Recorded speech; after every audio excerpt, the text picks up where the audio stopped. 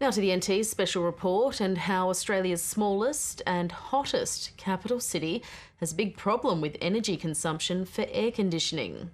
The Territory government's recently announced some plans for minimum standards for energy efficiency, which have been in place across the rest of the country for years.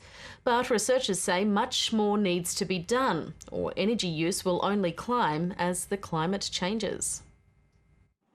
The aircon is on from the moment Anya Lorimer wakes up while she's getting ready for work, and then inside her Darwin office, but she always has a jacket close by. It's interesting, you'll walk up the mall with your jacket off, but you always take your jacket to a meeting because you don't know what type of aircon you're going to be walking into, particularly if you end up in an hour meeting or a 2-hour meeting. And most of the top end is the same, relying too much on air conditioning. We found that the energy consumption in the Northern Territory, especially of the commercial buildings, is among the highest in the world.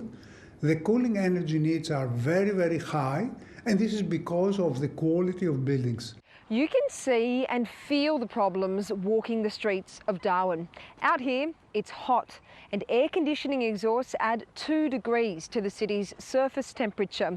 The buildings are energy hungry and don't have minimum standards that apply everywhere else in Australia. Researchers say a typical office building in Darwin uses between 200 and 300 kilowatt hours per square metre a year, while a badly designed building in the city can consume as much as 800 kilowatt hours. By comparison, a well-designed energy efficient building in southern Europe consumes between 15 and 20 kilowatt hours in a year.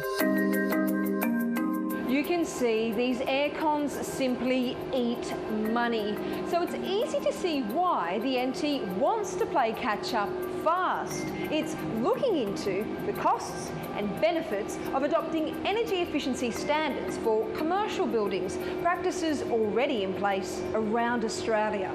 We need to have that work done to show, to take industry with us, to take the construction industry with us around the importance of Section J. The government says it will lead by example, with all of its buildings over $3 million under construction to be compliant from the 1st of May.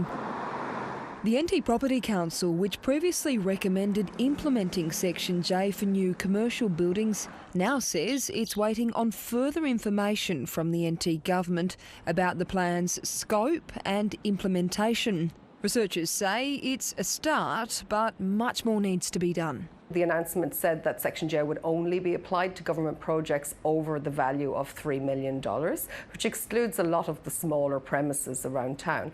It also doesn't really benefit, say, a small business owner who leases small office space. It has no relevance to those sorts of consumers at all, nor will it reduce their power bills in any way. Meeting minimum standards will still leave Darwin behind everywhere else in Australia.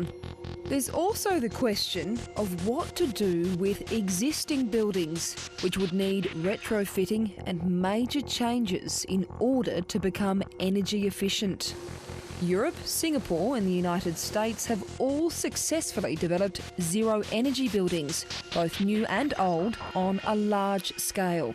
Once these techniques are really implemented, we may decrease the energy consumption for cooling up to 80 or 90%.